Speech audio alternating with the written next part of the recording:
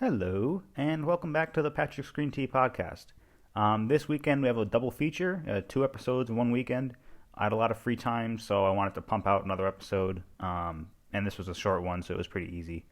I'm actually sober for this podcast, but the story of the night was too good to not talk about, so I wanted to record in the moment. And the rest is pretty straightforward. I don't have much else to say, but the podcast speaks for itself. Have a good listen, and I'll see you on the other side.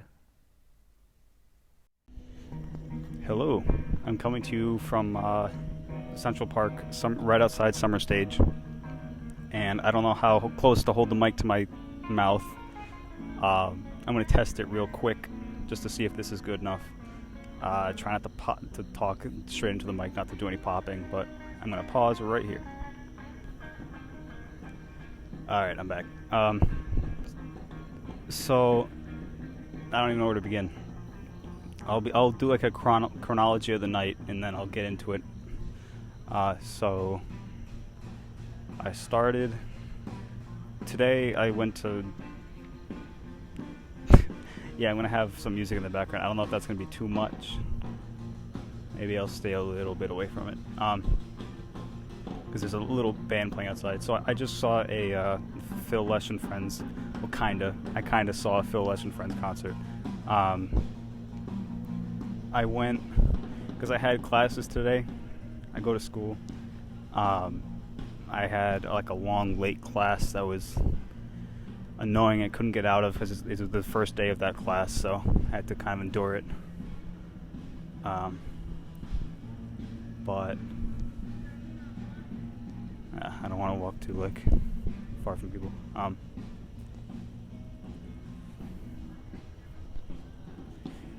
So earlier I had that class. Sorry, it's weird being in public. So I'm not high right now, but I thought, I don't know if I said this already.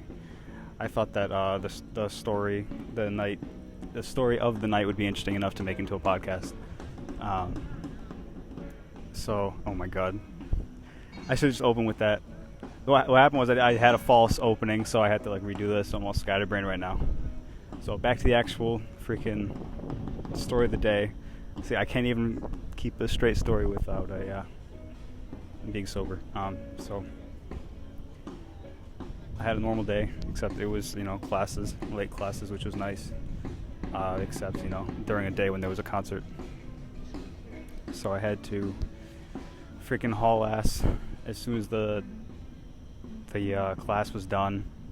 Get to my dorm, get rid of my backpack, run to the subway, and take it up to Central Park. Freaking book it up to Summer Stage. By that point, it was like 3 hours around 3 hours into the show. So I thought they were going to end, but they didn't. Luckily, it went to 10. So they were playing 4 hours, which is crazy. It's but it was definitely fortunate for me. I missed. Apparently, it was a fucking insane show too. They played Peggy O and Unbroken Chain, and what else did I didn't say? Bird Song. Those are the ones that stood out according to the guy one of the guys I met. He the way he talked about Peggy O, he's just it must have been insane. He said Unbroken Chain too. He said it was one of his friend's favorite songs. And they played A Hard Rain's Gonna Fall by Bob Dylan, which I got to hear, but I don't know the song and I've never heard it before. But apparently there was someone in the crowd that was asking for a Bob Dylan song. An acquaintance of the guy I met one of the guys I met tonight really wanted to hear a Bob Dylan song, and he got his wish, so that was cool. And I got my wish. I finally got my Scarlet Begonias and Fire on the Mountain.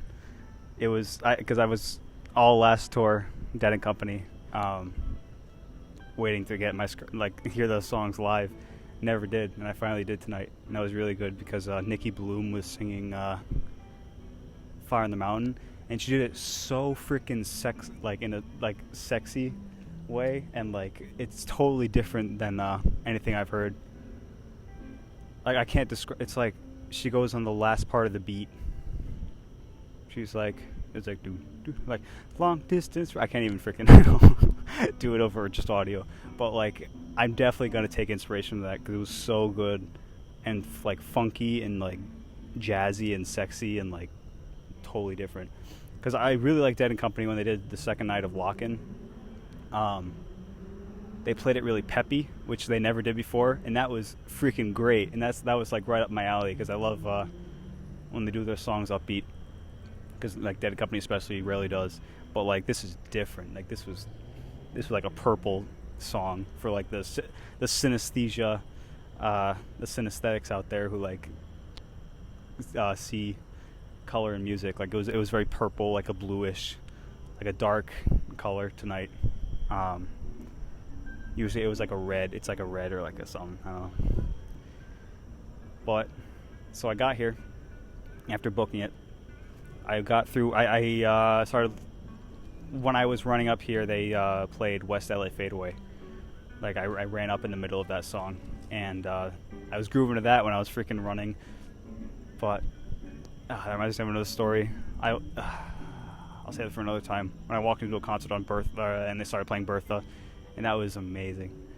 But you know, I can't ever be like disappointed or freaking upset when I hear a good song, even if I'm in the middle of it. Like even the songs I did hear, like that was enough. Like I had a really good night, but it was made even better by the afterwards. So like I went to a random spot on the lawn as close as I could to the summer stage. Let me make sure I'm still recording. We're good. All right. I wanted to get close to summer stage outside. I didn't have tickets obviously because I missed like 3/4 of the concert. I wasn't going to get any. Plus like I already have Bob Weir tickets. He's touring in like an acoustic thing with a trio, so I can't miss that because that's like really special. I don't know. Terrapin Family Band is really special too, in a different way.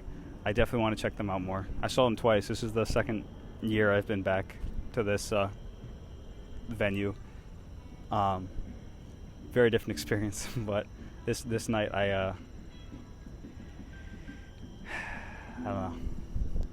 I'll get back to the story. So I got as close as I could to like as close as I could to the stage without actually like being past the gates and stuff, and the security was all standing around. So like, but I could still see the backs of the heads of some people inside. So that was kind of cool, and I could see the lights.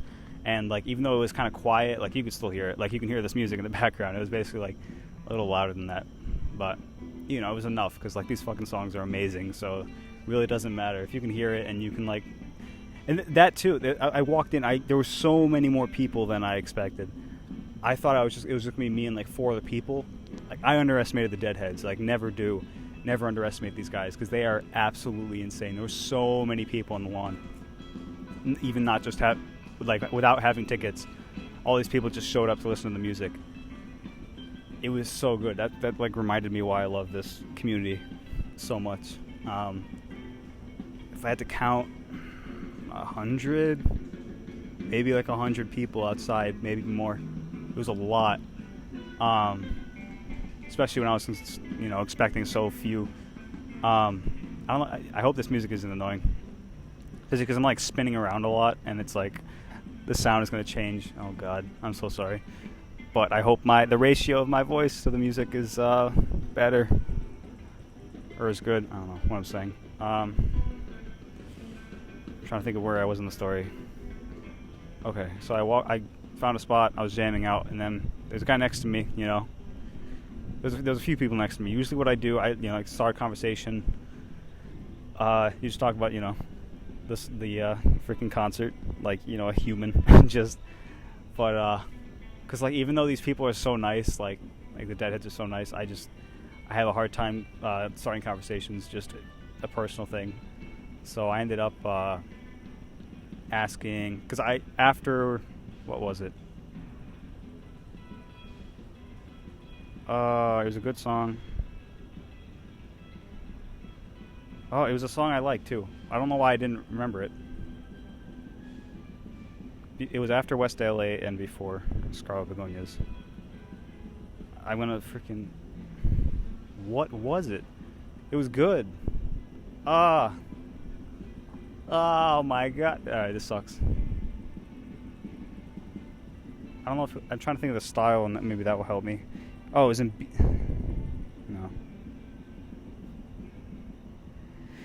Sugar Magnolia, that's what it was. That's why I didn't remember it, because it's like, you know, it's a pretty popular song of theirs. It was good, you know, Sugar Magnolia. And I was like jamming out, and while I was jamming, I was trying to figure out, you know, the chords and the feel of the song, because I don't practice it that much, because it's a little too complicated and not really worth it, because it's kind of a poppy song. It was like some like Terrapin's like complicated but like worth it because it has so much depth, and Sugar Magnolia is just like, not to shit on Sugar Magnolia, but I don't know. Ever since my ex-girlfriend's freaking mom said like she didn't like Sugar Magnolia, I totally understand why. Because like she actually toured with them and they play it so much that I can imagine that it would just get old after a while. That's what happened to me with Tennessee Jed. Anyway, I was listening to Sugar Magnolia, jamming to that, and then I heard I heard a little bit of Scarlet Begonias, but what did I hear? Was it the do? Maybe that. Yeah, I think because like at the end of Sugar Magnolia, they did at the end of Sunshine Daydream, which is like the end block of Sugar Magnolia, which says sometimes at the Grateful Dead concerts they would like split it, or it's like Sugar Magnolia, another song, and then the end of Sugar Magnolia, Sunshine Daydream would come on, which is kind of cool. But this time they played it all together, and then the end of Sugar Magnolia, they did the really like funky laid back thing, which is not Sugar Magnolia at all. Sugar Magnolia is like upbeat, like love pop song, and it was weird. It went to this groove, and then like I didn't realize it was a transition immediately until I heard that do or whatever the freaking line from Scarlet Begonias was, and like when I heard it, I was like, wait a second, you know, this is a transition. And when I realized that and started listening more, it just kept coming, that line. I knew it was like, oh, we got Scarlet Begonias coming up, and that was like my in to the conversation. So I'm like, because usually when I predict the songs, because I listen to them so much, like obviously not as much as like a lot of people, but I listen to the songs enough where it's like I can accidentally recognize stuff that I can surprise myself, which is like definitely good enough for me in terms of like skill. I don't know. But anyway, so I heard that and I was like, did they play Scarlet Begonias yet? He was like, no, not yet. I was like, I feel it's coming up. You know, not really to impress him, partly like mostly to start conversation. That was like a, you know, it was like 20/10% to impress, because I don't know. Well, it wasn't really about that. It was very, very largely about I can't remember what I was saying. See, I told you, I'm not that much different sober, but Summer Stage is open right now, and there's no gates. I don't know if they tore down yet, but it's open. Walking by it, I'm getting flashbacks. Oh my god, to last year. All right, I gotta get away from flashbacks. I don't want to mill around that. Not that it's a bad thing. It's just like doing a podcast. Anyway. Probably so frustrating. After I told the guy that, they actually played it, and it was good. Scarlet Begonias is my first one. I wasn't as like excited about it as I like would be if I saw it at an actual show, or if I was actually inside, because I've been chasing it so much. You know, that was what I was chasing all last Dead and Company tour. Didn't get it, so you know, I got it, and it wasn't like an amazing way to get it, so I was like, I wasn't like disappointed, but I was just like not super, you know, pumped. But then the guy talked to me back. He's just like, it'd be really cool if they played Fire, and that was like, you know, the connection. We had a conversation going. I'm just freaking breaking down like social conventions. It's so like strange. I don't know. My suite mate, whatever, and I are like talking a lot about social conventions and like conversations, so it's been kind of natural to me lately. Doesn't feel as weird. But anyway, they actually did do Fire, and he was like, oh, and so we were like looking at each other like, there you go. and it was, like I said, freaking totally different and really cool, and I want to listen to it again because it was very, very inspirational. Nikki did a really good job. I think like I would change it up a little bit because, like, I don't know, after a while it was kind of weird to come in at the last part of the beat every single time for every single line. I don't know, I feel like there's some work to be done there, like in terms of me doing it like a unique way to me. But I don't know, and I like every single song I was like playing, so I was basically doing scat, partially kind of out loud, partially in my head. And I was thinking maybe I could do scat while I perform. That could be like a cool, unique thing, like in the park or whatever. And that could be like, I don't want to make it my thing because like I would rather learn the actual solos, but that could like set me apart and like get me notoriety / recognition, get me into the whole community, which is kind of a goal, not like a huge goal. But see, I'm not like so totally upset at myself for going on these tangents because they're, you know, interesting. And the story isn't really that important. I'll get to it eventually. Like, the momentum's building towards the end of the story, and we're doing content. Is this how a normal podcast works? I don't know. Whatever. See, like, I swear I'm not even high, and this is just me. I don't feel as frantic about, like, on the tangents. I don't know. Anyway. We, long pause. Radio silence. What was... Okay. I don't know. Where do we go from there? Okay. Scarlet Fire into something. But, you know, I was... Okay. I shouldn't have interrupted myself. So I was scat singing, and that was cool.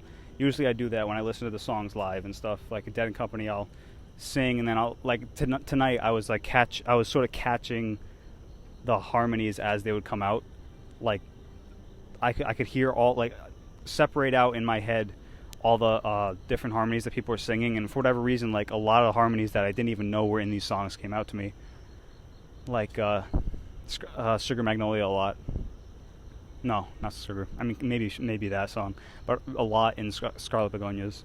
It was like I could hear like all 4 parts, and usually it's like 2 that I hear. So it was cool. And it was like the second from the bottom harmony. I don't even know musical terms, so I can't like describe it. But the second from the bottom stuck, and it was like a lot louder than normal. Plus, like the guy's voice or whatever separated from the rest,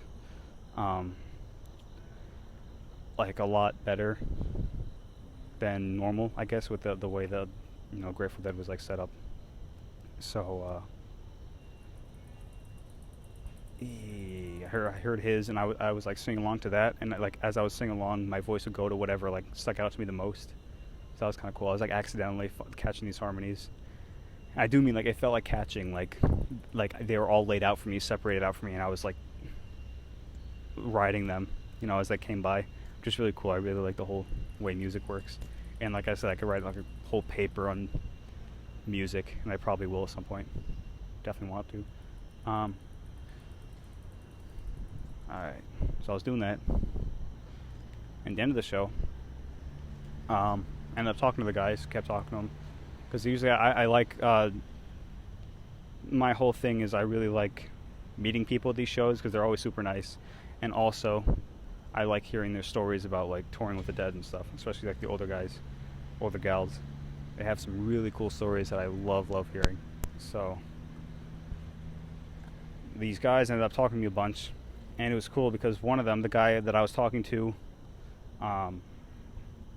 like mainly talking to, was maybe I shouldn't give out his identity on the podcast, but I don't know if I just popped the mic there, but I don't know if he lives downtown or what, but I don't remember what he said. He lives in Manhattan.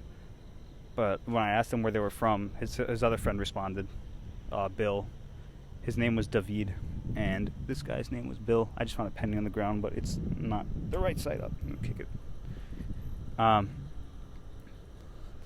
So I asked both of them where they were from, and then like he didn't hear me, so Bill chimed in. He's just like, "Oh, I'm from I don't know what." He said some county, which is the county where Capitol Theater is in, which is Port Chester, which is something. I don't know the name of the county, but Port Chester, whatever county that's in.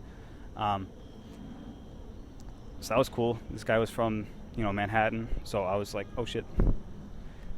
So I talked to both of them about their stories. The Bill guy, because David was kind of, they were both pretty zooted, and Bill was like, not Bill, David was very high energy. He was, but like he was talking to he was doing something else. So like me and Bill and I got to talk a lot. And he was cool. He was like a lot more mellow. They're both like, I don't know, zooted's kind of a stupid word. They're whatever. I say zooted because they drank and smoked probably. I don't know. Zooted's probably gonna go out of like style real soon. Probably already did. I don't know. I like the word. It's a love-hate relationship. Anyway, Bill was talking about his life because I asked him a bunch of questions about like what bands he saw and stuff. Turns out he went to Watkins Glen, which was where Allman Brothers, the band, and the Grateful Dead all played together. I'm pretty sure. Yeah. He introduced like, oh yeah, I went to a concert where all those guys played together. It was Watkins Glen, and like I was freaking in my head. My mind was blown because. Okay, maybe that's an overused phrase too. Anyway, like I was impressed because I love that. I still remember the first time I heard that show. I accidentally came across a random show. I was like, oh, this is cool. It has a lot of good reviews from 1973. Pretty sure it was. I was coming home on the train once. I wanted to go early 70s. So I was like 73. I saw this thing with like a huge load of reviews this show, so I was like, all right, it's probably good. I didn't realize that what it was until like I heard like 3 guitars at the same time. I was listening to Not Fade Away, and then it turned out that like I looked it up, I'm like, what, this is insane. It turned out that Allman Brothers were playing with the Grateful Dead. I guess the band was there too, which is nuts. I can't even imagine what that would have been like. But so he said he was at that Watkins Glen. Make sure I'm still recording. We're good. 22 minutes, not bad.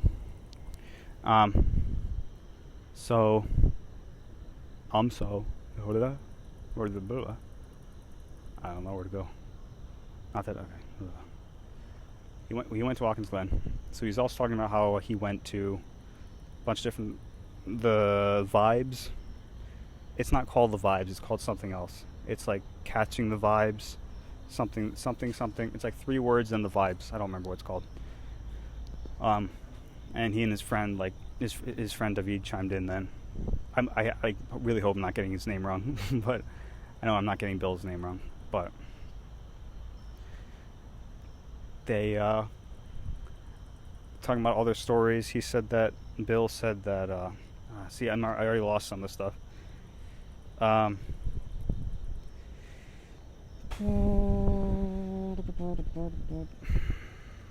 Man, I don't know, because their like life stories were a lot more interesting than their music stories. So I guess I'll just go to that. So Bill said that I forgot. He said something else. He said some story, and it involves some guy that I keep getting like a half memory, but I don't know what the content of the memory was. I'll just move on then. No, but I don't want to. What was I missing? He said he saw. I asked where he got his shirt. All right, that's something. He had a shirt where it was like, the speakers of a TV, or maybe it was just speakers, and a guy sitting in a chair with a scarf or whatever flying back. It's like a really famous image of a guy sitting in his chair looking at his TV from like, it's like a side shot, and he's like being blown away by the speaker, and it's like his chair is lifting up slightly. It's a really iconic picture. I'm sure a lot of you know what it is. Anyway, he had that, but he was like a pot of roses or something that was like tipping over. That was the TV/speakers, and like it was like a basket or something instead of a chair. Basket, and the person sitting in it was a skeleton, and there was like a bunch of roses being thrown at him. I thought that was fucking badass. It was a cool shirt, and I asked where he got it because like I was interested. Like, with these shirts, like, because a lot of them are so old, you can't get them. And, like, part of me wanted to get something like that. Like, I didn't know if there was a shop or something, but, like, as soon as I asked the question, where'd you get that shirt? I realized it was probably from, like, a tour from, like, 1980s, 1970s that I could never find again, But he said he got it from, as, it usually goes. He got it from a show from East Rutherford, New Jersey, and he was confused whether it was Giant Stadium or the other stadium that I don't remember. But he said, like, he knows that they played a lot in Giant Stadium, but he didn't remember it being in Giant Stadium. He said apparently they shared a parking lot, but he was like, okay, yeah, for sure, they played at this other stadium, whatever it was, and he said that eventually in the 90s they only played Giant Stadium in the summer, because my dad saw them at Giant Stadium once in 1990 something, 3 or 5, I don't remember, but anyway, so he said he got it there, and that was like a cool conversation, and he was talking about all these little stories he had. Freak, I wish I remembered them more, because they were cool. So, like, it was cool stories about, like, him and his friends. He said he went to Canada. He went to Ontario, and he said it was on a bad premise. That's what he said. That was, like, his words. They wanted to drive up, see the show, and then drive back. And they realized, like, after the show they couldn't. They passed out on the way back. They tried driving again. They passed out. So, he said it was a stupid idea, but at least he saw the show. I said, like, man, at least saw the show. And he was like, yeah, but, so that was interesting. And, like, just the way these guys, like, talk about their stories, it's so interesting. I don't want to say guys, because it's like, I mean it, like, gender inclusively. I actually mean it, like, for both, but I don't want to, like, perpetuate some. Yeah, I hate that word. I don't want to accidentally perpetuate something, because, like, apparently there's a stereotype that deadheads are guys, and I'm like, I come from the perspective that, like, obviously it's both, but it might not be as obvious to a listener, so I don't want to accidentally, like, make a stereotype by using, like, guys, So, it's both guys and girls. The stereotype is incorrect. Like, both guys and girls are deadheads. Maybe there's more guys than girls, but, like, there's really not much of a disparity. Or maybe there is, but, like, it's, like, in my mind there isn't. Because I started with, 2 female deadheads. But anyway, the deadhead stories are just so, the way they tell them, it's like you can see the nostalgia and, like, their tone of voice, and, like, they smile every time they bring it up. It's like it definitely brought them a lot of memories. So that's why, part of the reason why I love hearing their stories is to see their reactions to it, I guess. I mean, I didn't even consciously realize that, but, like, it is a big part of it. Anyway, so he was talking about that, and his friend chimed in, because they went to a bunch of, I don't want to say chimed in, he like, started talking to us, and, because they were both friends since 1993, I'm pretty sure. Either that, 94, but I'm pretty sure it's 93. And, like, they got into a whole, like, discussion about, because Bill remembered how they met playing Ultimate Frisbee, and the guy was like, he was like, oh, David doesn't remember this, but definitely, like,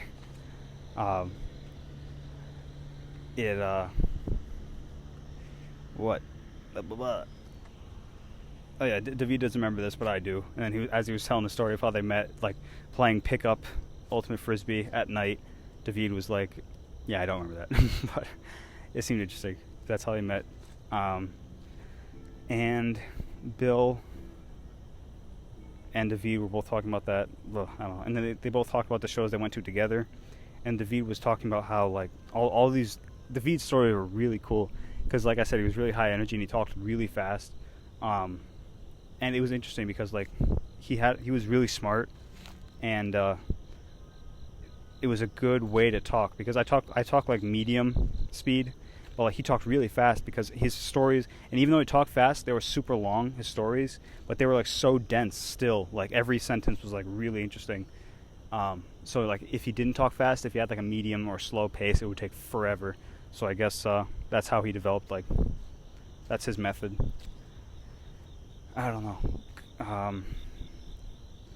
I'll get to something later, the moth later, like really soon. But it's really interesting how like the pace of your voice, the speed of your voice can alter the way you need to pace your stories, I guess. Because like me, I my approach to telling stories has been cutting out details, and that's like not great, because then you lose valuable stuff that needs to be documented, and it's like even time can just make you forget the details of a story anyway. So like there's already stuff being lost. If you're trying to preserve the essence of a story, right? Not the essence, like the actual like details of a story, the facts of a story, you want to remember as much as possible. You want to document as much as possible. And so my method isn't great. But all right, so I'll just say tonight I haven't been losing that many details. Like it's been pretty. Actually, I have, but like the important things that stuck out to me are still there. I'm pretty happy with where I am right now, in terms of stuff I've been saying. Anyway, blah blah blah. I don't know if you can hear the leaves crunching underneath my feet. I'm sorry about that. I've been walking in a circle around the entrance of the summer stage this whole time. Anyway, see, like every time I come back to the actual story, I'm like real happy, because I didn't stray too far with my tangents, and I know exactly where I have to be, which is good, because I guess it makes me like realize that I could do podcasting sober, and it's kind of like practicing with a alright, I'm just gonna ignore that tangent. Whatever. I'm sorry if I popped the mic. Anyway, so like my thoughts are like as fast and as crazy as they are, me being sober, as they would be being high, but I have a lot more control over it. I don't feel like the thoughts are as slippery as they would be inebriated. Like I have a lot more. I don't feel like I go as far enough. I probably go the same distance away from the original story with my tangents, but like I'm able to recognize the actual main plot a lot more clearly. So that's good in terms of podcasting. In terms of like interesting stuff, maybe different. I don't know. Anyway. He started talking about something. There was something in between, the moth. Right, he was saying that he went to some theater show. I forgot what it was about, because I was semi-zoning out. Not totally zoning out, but I think I was thinking about something to say, or like thinking about processing what one of them said when he was talking about it. I did that a few times, which I wasn't really proud of towards the end of the night. Not enough to lose total like essences of stories, but definitely details I missed. Like he saw this play yesterday that was really interesting from what it sounded like, but I missed what it was actually about. So I guess that's not my own fault, but I should be more aware of it in the moment. But I don't know. That's a improvement I should make in the future. Can't really change it. So he was saying that he saw the show, and it, like I said, it sounded really interesting. So I was like, okay, this guy's cool. He appreciates like cool, like interesting themes, interesting whatever. And I thought that was another connection I made with him. So I was like, I see a lot of myself in this guy, especially the way he was like able to master storytelling. That's a perfect segue. He was talking about while he was talking about the theater thing, or maybe a little bit after, he said that he was formulating, he's like, I have this music story that you guys would really appreciate, but I can't really think of how to present it. And like I knew exactly what he meant. I don't know if Bill knew what he meant. Maybe he did, because they've been hanging out and know each other for decades. But like he was trying to figure out how to order his story. And like he mentioned the moth method. He's like, do you know what the moth method is? And I said, I don't. I'll probably have to look it up later because it sounds really interesting and something I haven't learned yet, and I might not. But like I might not in school, but like I did now, and it was like freaking interesting. Which he said, the moth method or the moth whatever approach to telling stories is to have an arc with your stories. Have like he said they can either have a theme or an arc. It was either that or like they should have a theme and an arc, or they should be entertaining, something like that. But the moth method is a story, like for sure having an arc. And he said he couldn't figure out what the arc was. And I said, like, just tell it how it was, whatever. Like, just tell it how you remember it. And he was like, yeah, I'm going, like, that's what it's gonna be. That's what it's gonna end up being. But it didn't take him too long before he actually did tell the story.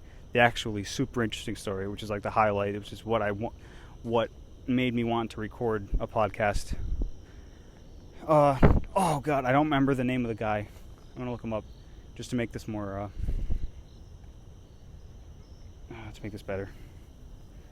Can you hear me? Is the sound working? Yep. Okay, we're good. Alright, I'm gonna look him up real quick. I'm also gonna put my charger away. Shoot. Alright, one second. I'm putting my charger away, sorry. I was using a portable charger on my phone. It was starting to die on me earlier, but now we're good. 11:54. It's late. Oh my god. I'm gonna tell the story and then maybe try to like expedite the rest, because this is the really interesting part. And I forgot the rest of the night. But okay. It was the guy. He started the story by saying, this guy, his name, and he said his name. And I said, I don't. So this guy, this musician, he's like, okay, so this is, I can't, Richie Havens. All right, I found it. Good. So he said, Richie Havens? And I was like, no, I actually don't. And he said, so that's how he started the story. He said, so Richie Havens, I already messed it up. I didn't mess it up, but like, freaking, his pace was like so good, and I'm not good at pace at all. He had the story like really, really solid. Like his presentation of it was very, very good. He said, I'll try to veer from the tangents as much as possible, and like try to say it exactly as he said it. So I'm like, I don't know who Richie Havens is. He's like, okay, so Richie Havens is not partially. I have to remember who he is. He's like, Woodstock. He was the guy. Apparently, he was the guy who opened for Woodstock, because the band that was supposed to open for Woodstock was in traffic or something. So they asked Richie Havens. He was supposed to play second, but the Woodstock people were like, you have to open. So he did, and he plays this left-handed guitar, and then he made the motion of like a left-handed guitar with his thumbs, and he did that too. David did mimed it out, which is funny. He's like, he plays acoustic guitar, and he does all these chords and stuff with his thumb, and it's fascinating. It sounds really good. But anyway, like, I've never heard of him before, and I'm really glad that I did, because Richie Havens seems like, I definitely want to look him up more. Apparently he died 2 years ago. But anyway, so David said Richie Havens does that, and then I think the next part of his David's story went to him. So he's like, I saw him at the Capitol. I don't remember if it was at the Capitol. I think it was, so I'm just gonna go with that. He saw him there once. No, I think. All right, I'm just gonna use it for the purposes of this story. I'm gonna say the Capitol, because there was some. I don't know the radio announcer's name, which is probably something I should have looked up. I mean, I can't, something I should have remembered rather, but I can't really look it up, because Richie Havens, like, I could just look up Woodstock opener, but I can't remember this radio announcer's name, so I'm just gonna use radio announcer. Radio announcer was doing this free show. I don't know if it was a benefit for someone dying or what, but Richie Havens was there, and he heard about that, and he wanted to see Richie Havens really bad, so he got off of work, and he went there 3 hours early to see, because he wanted to see Richie Havens really badly. So he was like the 10th person in line, and he was there with his girlfriend and his sister, and his and his girlfriend's sister. I'm laughing because, like, he was really proud of having that detail in the story, and, like, we'll talk about that later. Anyway, so he said he ended up getting to the front row of the show, and he said, like, Richie Havens was like, distance from me to my bike, and which is like 15 feet away from us. And he said, like, it was so good. And then at the end of the show, Richie Havens he says that, so Richie Havens told the story. So right now, I'm going to tell you a story about David telling a story about Richie Havens. I'm going to be doing an impersonation of David, doing an impersonation of Richard Haynes. Is that his name? Richard, come on. Richie Havens. So, this is from the perspective of Richie Havens. So, I was, it's not important to the story. Nah, never mind. David mentioned that he was like, oh, yeah, he was a big black guy, and I think that's a the way I presented it was so bad. Like, it paints an image. I didn't know what he looks like, so it painted a good image. He's a big black guy, and he died a few years ago, so he was kind of old, I guess, at the time, just to paint you an image of what he looked like. And he didn't say it like just to protect David. He didn't say it like in a racist way or like any sort of way. He was just like, a detail just to paint the picture, which I did so not fluidly, but we're moving on. Frickin' this guy. He said, so I apparently, not apparently. See, this is a transition where for a brief moment I was like, I was either thinking of something or zoning out. So, like, it wasn't as bad as before, but, like, I missed the transition. And it was because it was so, like, radical, him talking about from this guy's perspective. So, this part's not going to be as fluid. It's kind of chunky. But once we get back into it, it should be fine. So, let's get back into it. So, Richie Havens, from his perspective. So, we had these coffee shops back in the day when we would share musical ideas, and different musicians would sort of play a lick, and we write them down, or we'd ask the musician, the cat. He said cat a lot. He's like, oh, we'd ask the cat to write down whatever he wrote, whatever he just played, and we'd sort of share ideas. And so one time I was at a coffee shop, and this cat played this thing I liked. So I asked him, hey, can I write that down? And he said, yeah. So I wrote this song down, and I spent all this time working on it, perfecting it in my own way, which is what musicians do, I guess. It's something I did without even realizing. This is Patrick speaking. This is something I did without even realizing. Not really important. So back to Richie Havens. So I was taking all these. I was sorry. So I was perfecting this song, making it my own, and then one day this other cat came up to me and he said, "Oh, I like what you're playing. Can I write that down?" So I said, "Yeah." And this cat like made it his own, and like he made it synonymous with himself, and this song became like completely, definitely like his own. It was something totally different from me. So I stopped playing it because it like at that point it wasn't even mine anymore. And I'm gonna play that song tonight. Right now, I haven't played it in so long. I just started playing it again. And while David was saying this, I thought, oh, just like this song. And I didn't even realize that he was talking about this song. So David said, and then Richie Havens started breaking out into with his left-handed thumbed acoustic guitar, because he always plays acoustic, all along the Watchtower, in the most. The way David presented the story was like, I wish I want to see this recording because apparently he did it in such a sultry, like coarse voice that was very different and very unique, and he loved it. David loved it. and I probably would love it too. I definitely want to look this up, but that like. So I'm gonna keep telling the story how David said it. So he said, so afterwards I went out with my I left the venue with my sister, her sister, my girlfriend and her girlfriend's sister. You get it. So he said, he was talking to them. He's like, did you hear that story? Did you realize what he said? And they're like, no. Or they're like, yeah, I heard it, but like he. Basically, he this is hard to do. Talk from like three different perspectives. David was saying these, they didn't really appreciate. He didn't say this, but like basically they didn't appreciate the fact that like this was.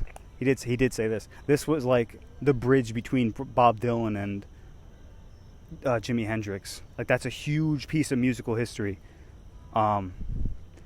And like they didn't even like realize how important that was. So David said a while later he ended up going to the same radio announcer's not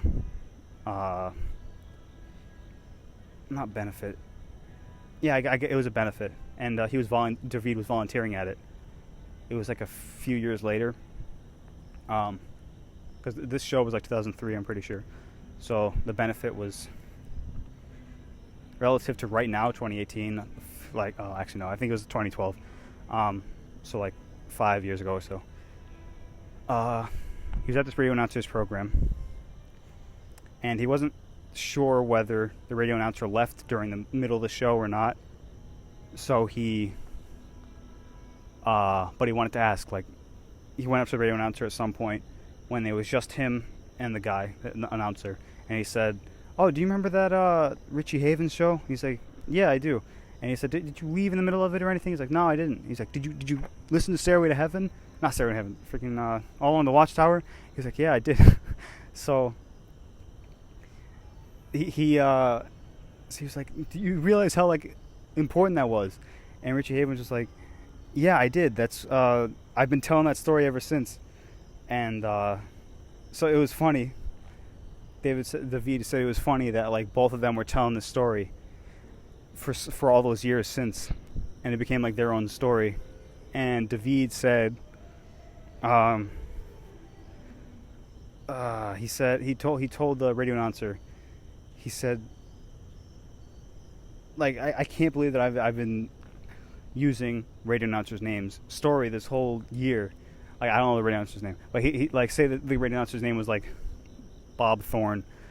It wasn't at all. But like he said, I've been using Bob Thorne's story all these years. And then this radio announcer, he's just like, yeah, but I've been using David whatever's story all these years. So David was just like, this announcer was super charming and like very personable. And like, from that detail of his story, you could definitely tell this radio announcer's character. Very generous and everything. And he thought that was really cool. And then, like, the people around him at this point, because there were, like, 6 other volunteers. I missed the detail in the story. That doesn't really matter. Kind of does. Not to the story, but to, like, the idea of preserving details. When he went up to this radio announcer, he just, like, oh, you can see, I don't really have my name tag on right now, but I don't know what he said, what David said, but he said, like, I have a name, you can tell I'm a volunteer, and I just wanted to talk to you. That's how he approached him. Anyway. At the end, there were like 6 other volunteers in the room in a circle. They were like, what is this story that you're talking about? So then he gave it up to this radio announcer to tell the story to everyone. And he did. And that was the end of David's story, right? And so we're right now this podcast is back in the perspective of just me at this concert. So Bill was like, oh, you should have given it up to... You shouldn't have given it up to him. And he was just like, David was like, yeah, no, I'm not going to upstage this guy. Because at this point, like, it's this radio announcer's freaking venue. He's the one who was running it. So I can't, like, upstage him there, which I can understand. And we had, like, a laugh about that. And that was really cool. But then, like, from that, I'm like, oh, my God. All Along the Watchtower. Like, that totally... everyone has that moment. Or, like, everyone should. Have that moment where they realize, like, oh, all Along the Watchtower is the Bob Dylan song. And they hear the Bob Dylan version, and it's, like, totally different. and it's like really cool, right? And that's where like David and I were basically like, prior to David's experience to actually hearing the story about, I already forgot his name, Warren Havens, something Havens. I'm so bad with names, but he was like, so we were both in this baseline of like having already our minds blown that like this song was reinterpreted by Jimi Hendrix, and like its own thing now, but like that's not where it started. But then to hear like the bridge between the two guys, like both of us we didn't even know there was a bridge between the Bob Dylan and Hendrix. Like everyone assumes that Hendrix sort of like picked it up somewhere, but like that's like a definitive link that like it's a big deal, like in terms of music history and in terms of actual history. So I don't know how interesting that is to other people, but like definitely musicians are gonna find that freaking mind blowing. I might not have presented it as best I could, but oh my god, I'm definitely gonna look this up, and I'm probably gonna I would probably recommend it if I heard this song, because David recommended it, not to listen to it, but he like the way he described it, like it must have been really something. So I'm gonna recommend it. Definitely check out the song, look it up, if there is even a recording of it available from this Steve, whatever, Havens version. Oh my god, because like I remember I listened to what's his name? I told you I'm bad with names. Some names that are like sort of auxiliary, but like once I hear them a bunch and I make them really important, like Derek Trucks or Tedeschi Trucks. Like I can remember Tedeschi just because I've made it so close to me and like so me. Anyway, I heard a cover of Black Sabbath's Changes, and I'm trying to rely on my photographic memory right now. I can see the guy's face.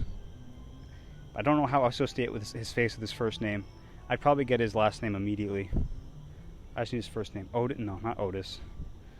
I don't know. If you just look up Charles Bradley. Ooh, I was just thinking of the word soulful cover, and then like I saw Charles Bradley right there in my freaking broken photographic memory. Like that, my memory works occasionally. Like if you had a really broken lens on a camera and took pictures of stuff, that's how my memory works every once in a while. Not like totally. Like you can have experiences through like emotions that you remember, like memories that you remember through emotions. But sometimes when I'm remembering like tests and stuff, I use my like broken lens memory, and that works sometimes in like random ways, random links. Anyway, Charles Bradley, yeah, he did a cover of Changes, which is my first introduction to the song, Changes, and it was so good, and like it was totally different from the original. I personally like it better because like I heard that first, and that's usually how it goes. Unfortunately, sometimes like the Jimi Hendrix version of All Along the Watchtower, even if you heard a second, I'd imagine it was totally, I don't know, but whatever. Like, I love hearing about songs being reinterpreted and having completely different meanings, and it's definitely like I guess subconsciously what I want to try to do, like add new meanings to songs. That's just me. David, Bill, and I talked a lot afterwards. It was really cool because we ended up learning about like I don't know. It was cool to hear the stories just in general, but I don't think any of them stood out. Like none of them could stand out to that. So, and I also have to head home because it's like 12 o'clock. And this is a good podcast length. I think I would do like an hour 20 to 2 hours. There's nothing really important I need to say or do in terms of the podcast. But right now I should get home and sleep because I have to get up pretty early and take the subway back, which means the subway station is going to be emptier as the night goes on. It's also a weekday, so that's not good. I'm in a good part of town though, but still. Kind of skeeved out. What? Not being followed, so that's good. Occasionally, like, I would recommend don't go to Central Park at night alone. I just happened to find a really good spot. And pulling towards the music again.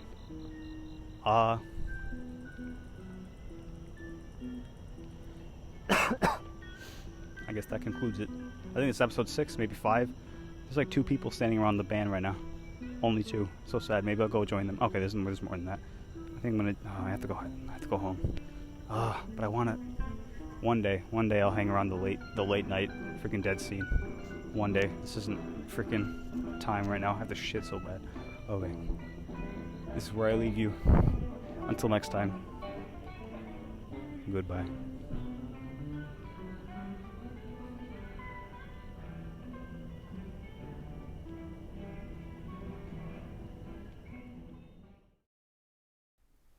Hello. Thanks for listening to the podcast. You can find me at PatricksGreenTea on Patreon, Discord, Spotify, YouTube, Twitch, and Bandcamp. Patrick's Green Tea Podcast on Apple Podcasts, Spotify, SoundCloud, TuneIn, Stitcher, and Instagram. At PatrickGreenTea without an S on Twitter. You can join our subreddit at r/PatricksGreenTea. You can make comments on the website PatricksGreenTea.com and on YouTube. And you can contact me directly at patricksgreentea@gmail.com. Thank you so much and have a lovely day.